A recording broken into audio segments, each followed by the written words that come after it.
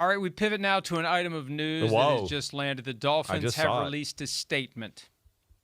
I recently informed Tua Tagovailoa and his representation that we are going to move in a new direction at the quarterback position and will be releasing him after the start of the new league year. As I shared with Tua, I have great respect for the person and the player he is. On behalf of the Miami Dolphins, I expressed our gratitude for his many contributions both on the field and in the community during his 6 seasons in Miami. As we move forward, we will be focused on infusing competition across the roster and establishing a strong foundation for this team as we work toward building a sustained winner.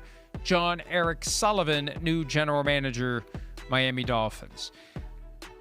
They tried to trade him. There was a report last week that one team considered giving it a shot if the Dolphins gave up a first-round pick with the deal, and it just wasn't going to happen. It was too complicated. It was too hard to do. Yeah. So now Tua's getting $54 million this year, Chris. They're going to have to deal with $99.2 million over the next 2 years in dead cap money total. They'll split it up. I think it's like 55 and 48, something like that.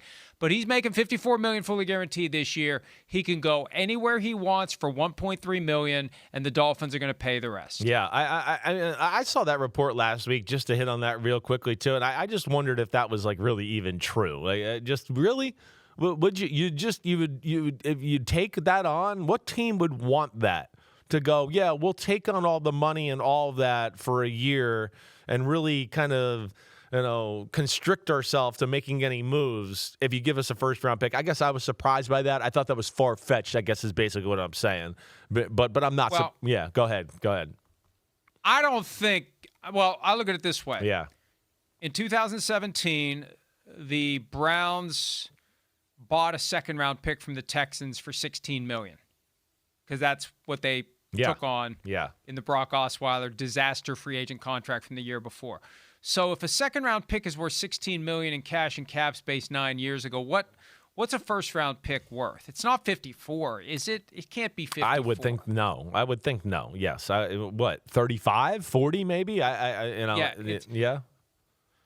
So it was one of those where I just think that it was impossible to crack this one in a way that both sides were happy with. So at the end of the day, the Dolphins cut their losses, removed the Band-Aid, fire Chris Grier again. I think they should fire him again, frankly. He never should have given that contract to Tua. All due respect, you weren't bidding against anyone.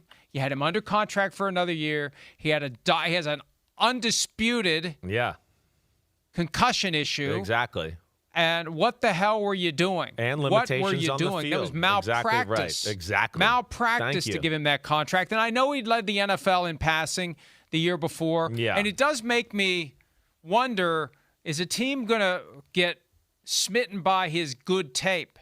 Is a team going to say, hey, we'll scheme up a play that'll be there. We don't have to worry about him going into panic mode, as Xavier Howard said after week 1 last year, when the play that's called isn't there. We'll call plays that are there. Yeah. We'll make it work. We'll scheme guys open. He'll be able to zoom that ball and do the stuff behind the line of scrimmage where he's flipping it here and flipping it there. We'll do that.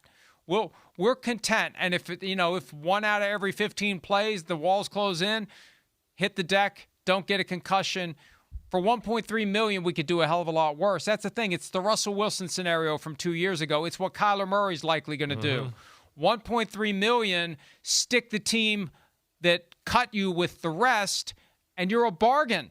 Yeah. You're a bargain for a team that's looking for a quarterback. No, well, yes, for sure. And I second your thoughts on Chris Grier. It's one of the worst contracts in recent history. Ridiculous. And yes, I hear what you're saying. We're going to make all these plays and do all of that. It's easier said than done just to orchestrate an offense. Like, that's what happened. That's why he had it. That's why he was the number 1 quarterback in football, because it was an offense invented and everyone's like, whoa, nobody's done it this way. And they got all these moving parts and Mike McDaniel's a genius, where you go, yeah, he led the NFL in passing. But like if you took one of the top 18 quarterbacks in football that year, they would have led the NFL in passing in that offense with Mike McDaniel calling the plays. And then some, because they would have been able to throw the ball down the field too. There's limitations to his game. So that's where Where does he go? I don't think anyone's going to bring him in to be a starter at this point because, like you said, you're smitten by the good film, but the good film's a few years ago now. They're going to look at last year and the year before and go, wait, okay, all right. He can't throw the ball here. If there's a little wind, he can't do that. He's a little jumpy in the pocket. So Tua's going to have to go backup quarterback route and then go from there. And I'll be interested. Where does he go? Where does he end up? That's where I'm intrigued too, because he is a name and he is going to be a little bit polarizing, and you want to make sure you got the right situation there. So that's where I'll be interested to see where he goes as well. Michael Hawley and I were talking about it on Friday, I believe. Yeah. Minnesota and Atlanta were the two teams we were talking about. Yeah. He torched the Falcons last year. Yeah, they had a good game. 34-10, 4 touchdowns, no picks. Yep. Now, Carolina Panthers, would he gone. go there, be a backup there to Bryce Young? That's another spot that I think of because if Andy Dalton's not there anymore, which I've heard there's some possibilities, that's another one that comes to my mind at least. Hi, it's Mike Florio. Thanks for watching PFT on YouTube. Hit subscribe for the latest news and analysis from Pro Football Talk.